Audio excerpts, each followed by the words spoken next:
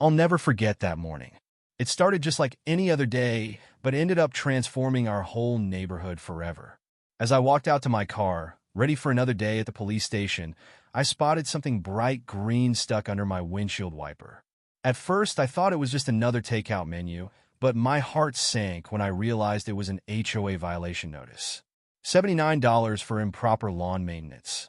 You gotta be kidding me. I stood there in my uniform, coffee in hand, staring at my lawn. It looked exactly like it had for the past 15 years I'd lived here. The grass was vibrant, healthy, and recently mowed. Sure, maybe it wasn't perfect like a golf course, but it was tidy and well-maintained. That's when I heard the distinct sound of high heels clicking on the sidewalk. Good morning. The voice was sugary pleasant, but had an edge to it that made my teeth hurt. Karen Mitchell, our newest HOA board member, was doing her morning inspection walk with her tablet in hand. She'd moved in 6 months ago and immediately started campaigning for a board position. Now, 3 weeks into her role, she was making everyone's life difficult. Miss Mitchell, I nodded politely, holding up the notice. Mind explaining this? My lawn meets all reasonable guidelines. She barely looked up from her tablet. Section 7, paragraph 3 of the HOA guidelines clearly states that grass height must not exceed 3 inches. Yours is approximately 3¼ She said this while tapping away at her screen, probably documenting another infraction somewhere. I took a deep breath, remembering my training in dealing with stubborn people. I've been a bit busy this week with a major case at work. I'll mow it this weekend. Rules are rules. She chirped, finally looking up. The fine doubles if not paid within 72 hours. And you might want to do something about those garden gnomes. They're not on the approved decoration list. My garden gnomes. The ones my late wife had cherished. I felt my blood pressure rising, but kept my voice steady. I wasn't aware we needed approval for garden decorations that have been here for over a decade. New board, new rules. She waved her tablet cheerfully. We're bringing this neighborhood into the modern era. No more tacky decorations lowering property values. As she clicked away down the sidewalk, I noticed she was stopping at Sarah's house next door. Sarah was an ER nurse who just finished a brutal night shift. The last thing she needed was Karen's morning lecture about her garbage bins being out too long. I watched as Karen started taking photos of Sarah's property, and something inside me changed. This wasn't just about my lawn or my gnomes anymore. In my 25 years of law enforcement, I'd learned to spot patterns of harassment and misuse of power. Karen wasn't just being strict. She was targeting specific homeowners. Back in my car, I pulled out my phone and started scrolling through the neighborhood Facebook group. The complaints about Karen were piling up. Mark, the firefighter on the corner, had been fined for his kid's basketball hoop. The elderly couple across the street got a violation for their unapproved rose bushes. Even the local teacher had been cited for parking his car in his own driveway because it was too old and unsightly. I was about to pull out of my driveway when I spotted Karen taking more pictures of my gnomes. She didn't know it yet, but she just made a serious error. See, being chief of police had taught me one very important thing. Sometimes the biggest crimes aren't the ones that make headlines, but the small abuses that chip away at a community's spirit. As I drove to work, my mind was already forming a strategy. Karen thought she had all the power, but she had no idea who she was really challenging or what I would discover when I started digging into her perfect facade. 2 days after finding that ridiculous lime green ticket, I couldn't believe my eyes. There they were, 2 black SUVs with HOA security plastered on the sides, completely blocking my driveway. I had just finished a brutal double shift, dealing with a bank robbery downtown, and all I wanted was to park my car and get some rest. But no, Karen Mitchell had other plans. I watched through my windshield as she strutted across my front yard, in her designer suit, tablet in hand, taking pictures of everything from my garden hose to my welcome mat. Each flash of her camera made my blood pressure rise a little more, but I kept my cool. 20 years on the force taught me that losing your temper never solves anything. "Excuse me," I called out, stepping out of my vehicle. "You're blocking my driveway, and I need to get to my garage." Karen spun around, her perfectly styled blonde hair swishing like a shampoo commercial. Well, if it isn't Mr. Johnson, our neighborhood's most persistent rule breaker. She tapped her tablet screen with her long red nails. "Let's see, unpaid fine for lawn height violations, unapproved garden gnome placement, and now, she paused for dramatic effect. Non-regulation mailbox color. I couldn't help but laugh. Non-regulation mailbox color? The mailbox is white. It's been white for the 15 years I've lived here. According to our new guidelines approved last week, all mailboxes must be painted pristine pearl white from the Anderson Paint Company collection. Your mailbox is clearly classic white, a completely different shade. She smiled like she just solved a criminal case. I pulled out my phone and started recording. Karen, I understand you're new to the neighborhood, but these security vehicles are parked illegally. They're blocking access to my property, which is a violation of City Ordinance 2345.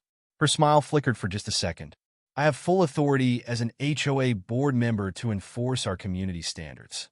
These security officers, she gestured to two guys in ill-fitting uniforms leaning against their SUVs, are here to ensure compliance. That's when I noticed something odd about their badges. They looked almost like real police insignia, but not quite. As chief of police, I knew every licensed security company in our district, and Mitchell Security Solutions wasn't one of them. I took a deep breath and decided to try reasoning one more time. Look, I get that you're trying to maintain property values, but blocking someone's driveway over a $79 fine isn't just unreasonable, it's illegal. I'd hate to have to escalate this. Karen's face turned the same color as her nails. Is that a threat, Mr. Johnson? Because I have photos documenting every violation on your property, and the HOA board will be very interested in your aggressive attitude. She turned to the security guards. Make a note of his threatening behavior. As they fumbled with their notepads, I noticed their shoulder patches were peeling off. They looked like they'd been printed at a local copy shop. Something wasn't adding up here, and my cop instincts were kicking in hard.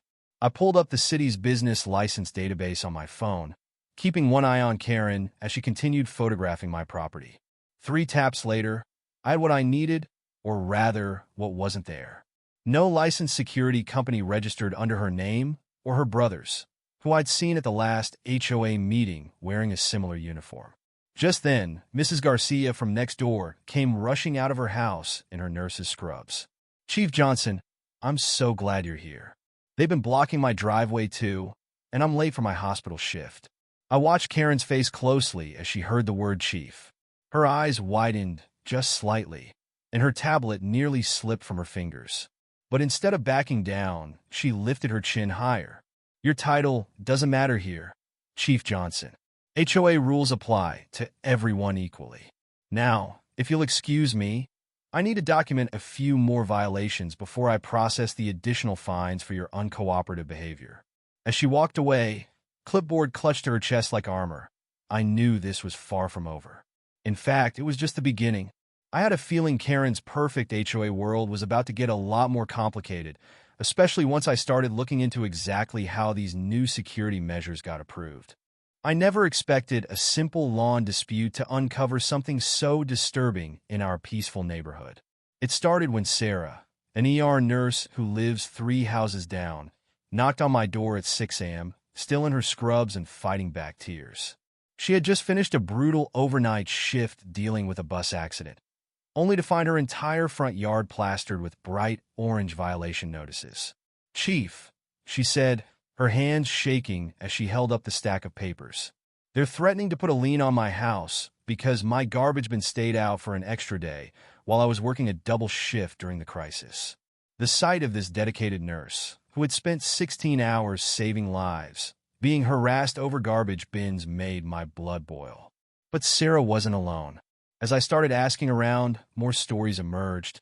Mark, the firefighter on Maple Street, showed me citation after citation for his kid's basketball hoop. The same hoop that had been there for 5 years without issue before Karen joined the board. The Martinez family got fined because their Christmas lights stayed up 2 days past Karen's arbitrary deadline. They had been at their grandmother's funeral. I sat at my kitchen table that evening, spreading out all the complaints like pieces of a puzzle. The pattern was clear as day. Karen wasn't just being picky. She was specifically targeting homes where people worked long or irregular hours. First responders, nurses, doctors, firefighters, people who couldn't always be home to jump at her every demand. My police instincts kicked in. I started mapping out every citation issued in the past 3 months since Karen took power. The cluster of violations formed a clear pattern around homes of emergency workers and those who opposed her during the HOA election. This wasn't random. This was calculated harassment. Then my phone buzzed, a text from Tom, my deputy who lived in the next subdivision.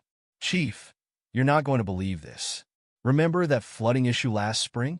Just found out Karen's brother's company got the contract for drainage repair. Cost 3 times what the other bids quoted." I leaned back in my chair, thinking about how Karen had laughed in my face earlier that day when I tried to reason with her about my own fine. "Rules are rules," she had said, that smug smile never leaving her face. But now I understood. These weren't rules. This was a power trip and possibly something even more sinister. Just then my doorbell rang. It was Mrs. Chun from across the street, an elderly widow who'd lived here longer than anyone. "Chief," she whispered, looking over her shoulder nervously. "I saw them installing cameras on the streetlights today. They didn't ask permission. Karen says it's for security, but they're all pointed at specific houses, including yours." My jaw tightened. Unauthorized surveillance in my jurisdiction. Now Karen wasn't just being a nuisance. She was potentially breaking the law. But I needed more proof before I could act. If I moved too quickly, she'd play the victim, claim I was abusing my position as chief. As I walked Mrs. Chin home, I spotted Karen in her driveway, talking to 2 men I'd never seen before. They wore uniforms from her brother's security company, but something about them seemed off. My gut told me there was more to this story, and in 20 years of police work, my gut had rarely been wrong. I closed my eyes, remembering what my mentor used to say. The bigger they are, the harder they fall. Karen had built herself a little kingdom of fear and intimidation, but she had made one crucial mistake. She had gotten too confident, too careless. She didn't realize that while she was watching us, we were watching her too. The real question now wasn't just about stopping Karen. It was about exposing the whole corrupt system she'd built.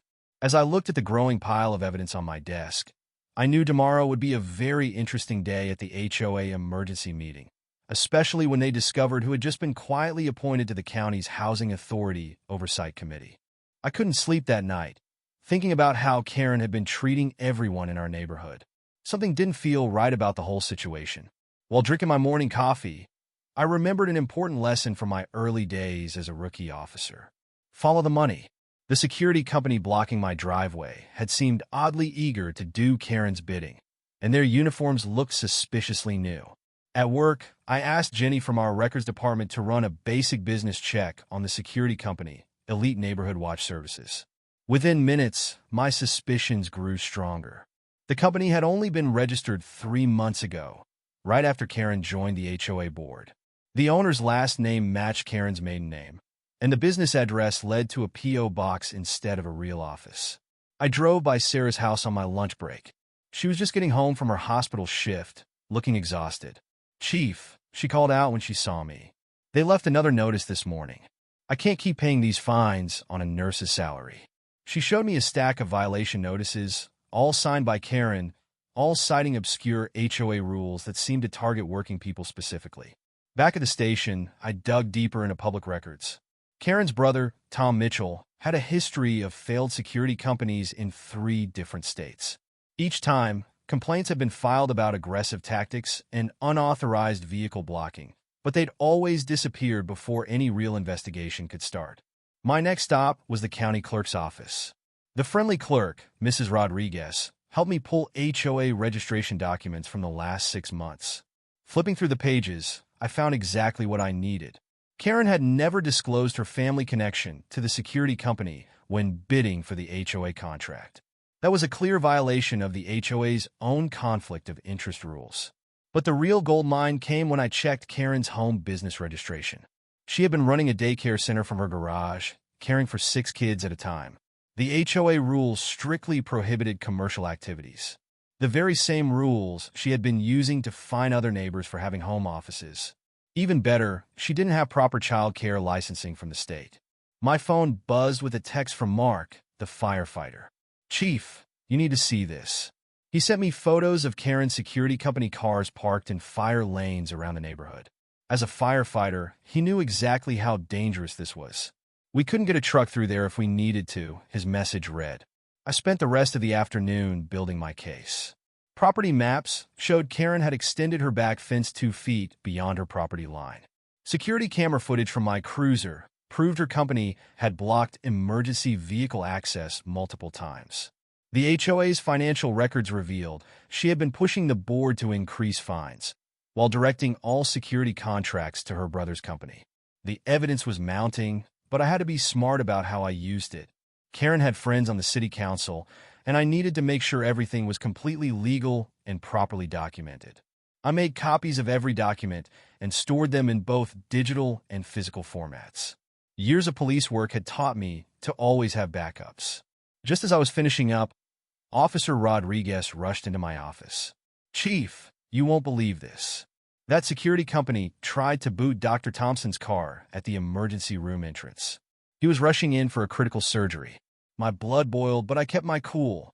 This was the final piece I needed. I sat back in my chair, looking at the wall of evidence I had gathered. Karen had no idea what was coming. In her rush to build her little kingdom of power, she had left a trail of violations that would shock even her supporters. The real question now was timing. When and how to present this information for maximum impact. A text message lit up my phone screen. It was from one of my sergeants. Karen just submitted a proposal for expanded security measures. Emergency HOA meeting called for tomorrow night. I smiled, knowing the perfect moment had just arrived. Sometimes the best investigations are the ones where you let your target walk right into the trap they've set for others. Karen had no idea that her own arrogance was about to be her downfall. The next evening, I arrived at the HOA emergency meeting, keeping my expression neutral as I walked into the packed room. Residents filled every chair, whispering among themselves. At the front, Karen stood beside a projector, flipping through her presentation. She was about to introduce new security measures, ones that would allow her brother's company to have even more control over our neighborhood. I leaned back in my chair, waiting for the right moment. Karen adjusted her tablet and smiled at the crowd. As many of you know, our community has faced a rise in violations. To ensure safety, I am proposing an expansion of our security team. That includes new patrol units, street cameras, and stricter enforcement of HOA guidelines. The murmur in the crowd grew, people exchanging uneasy glances. I knew many of them were tired of Karen's rules, but fear kept them silent. That was about to change. I stood up slowly, feeling the weight of my badge in my pocket. "Before we vote," I said, my voice calm but firm, "I think the board should be aware of some concerning information regarding this security proposal." Karen's confident smile faltered. She tapped her tablet, pretending not to notice me. "If you have a question, Mr. Johnson, please save it for the discussion portion." "Oh, this isn't a question," I replied. "This is something the entire neighborhood deserves to know." I pulled out a folder, flipping it open. Over the past 3 months, this security company has been issuing citations without a valid license. The board members leaned forward, suddenly paying attention. I clicked the projector remote, replacing Karen's slides with documents I had collected. This is a public record showing that Mitchell Security Solutions is not a registered company in this district. I moved to the next slide. And here, you'll see the connection between Karen Mitchell and this business. Her brother owns it, and she never disclosed this conflict of interest. A wave of whispers spread through the room. Karen's face turned pale. This is irrelevant," she stammered. "The rules apply to everyone." I continued, clicking to the next image. This is a photo of Karen's personal daycare business. It has been running without a permit, in violation of the very same rules she has been using to fine other residents. The crowd stirred, and voices rose in frustration. Mrs. Chun stood up, shaking her head. "You fined me $200 for my holiday decorations, but you've been breaking rules yourself." Karen's hands trembled as she reached for her tablet. "You don't understand. I was just trying to keep the community in order." I folded my arms. By harassing nurses, firefighters, and hardworking families? By blocking emergency vehicles? My final slide showed Karen's security company obstructing a fire lane. The room erupted. People began shouting, demanding a vote. The HOA president, Mr. Jenkins, raised his hand. That's enough. We will have an immediate vote on Karen Mitchell's position on the board. Hands shot into the air, one after another. The verdict was clear. Karen was officially removed. She grabbed her bag, pushing through the crowd, her face red with rage. This isn't over, she spat. But looking at the united community standing against her, I knew it was. I stayed behind after the meeting, helping the HOA board sort through the paperwork for Karen's removal. The energy in the room had shifted. Where there had once been fear and resentment, there was now a sense of relief. Mr. Jenkins, the HOA president, let out a deep sigh, shaking his head. I can't believe we let it get this bad. Mrs. Chun, still visibly angry, tapped her finger on the table. She fined me for having a seasonal wreath, but she was running an illegal business from her garage. The hypocrisy is just shocking. I nodded, organizing the documents into folders. Karen had built a kingdom of fear, but like all corrupt rulers, she had fallen under the weight of her own arrogance. Now, the neighborhood could start healing. We went over the list of violations issued under Karen's rule. Many of them were completely unjustified, targeting essential workers and longtime residents. It was clear that every fine she had imposed needed to be reassessed. As we worked, more neighbors began filtering in, some bringing coffee, others offering to help. Mark, the firefighter, leaned against the wall, arms crossed. What happens to all the money people already paid in fines? Mr. Jenkins ran a hand through his graying hair. We'll need to go through the accounts and figure out how to issue refunds. I looked up from the papers. That's over $100,000 in wrongful citations. We have to make this right. The room fell into a brief silence, the weight of it all settling in. Just then, Sarah walked in, still in her scrubs, looking hopeful. Is it really over? She asked, almost hesitant. I gave her a small nod. It's over. A smile spread across her face, and she exhaled in relief. Finally, she murmured, we can breathe again. Outside, I saw people gathering in their yards, chatting, laughing, reconnecting. It was like a storm had passed, leaving behind clarity. Kids rode their bikes without worrying about HOA patrols. Elderly neighbors sat on their porches, no longer afraid of being harassed. As I stepped out into the cool evening, Mark clapped a hand on my shoulder. You know, Chief, you didn't have to do all this. I shrugged. Sometimes, the biggest problems aren't the ones that make the news, but the ones that quietly chip away at people's lives. This neighborhood deserved better. And now, it had a chance to be better. I looked toward Karen's house. The windows were dark, the driveway empty. Her reign was over, and the damage she had caused would take time to repair. But tonight, the community had taken its first step toward rebuilding. The next morning, as I sipped my coffee, I saw a moving truck pull into Karen's driveway. I watched from my porch as workers carried out boxes, loading them into the vehicle. Karen stood by her doorstep, arms crossed, her expression a mix of frustration and defeat. Her brother's security vehicles were gone too, replaced by legitimate patrol cars, ensuring the moving company had proper permits. Word had spread quickly through the neighborhood. People came out onto their lawns, some chatting, others just watching. No one harassed her. No one said a word. They just observed as the person who had once ruled over them with an iron grip packed up and left. Mrs. Chun, standing beside me, let out a small laugh. I never thought I'd see the day, she murmured. Mark, the firefighter, leaned against his truck, shaking his head. She did all this to herself. She thought she could push people around forever. I nodded, taking another sip of my coffee. Some people think power is about control, but real leadership is about trust. Karen never understood that. The truck engine roared to life, and I saw Karen take one last look at her house. Then, without a final word, she climbed into her car and drove away. A sense of closure settled over the neighborhood. It wasn't just about getting rid of Karen. It was about restoring the balance in a community that had been living under fear. The HOA board, under new leadership, immediately began reviewing old fines. Refunds were processed, rules were revised, and any unfair policies were removed. For the first time in months, people felt like they had a say in their own homes again. A week later, Sarah's daughter ran up to me with a handmade card. Inside was a crayon drawing of me in my police uniform, standing in front of a rainbow-colored house. The message was simple, but it meant everything. Thank you for making our neighborhood happy again. That card now sits on my desk.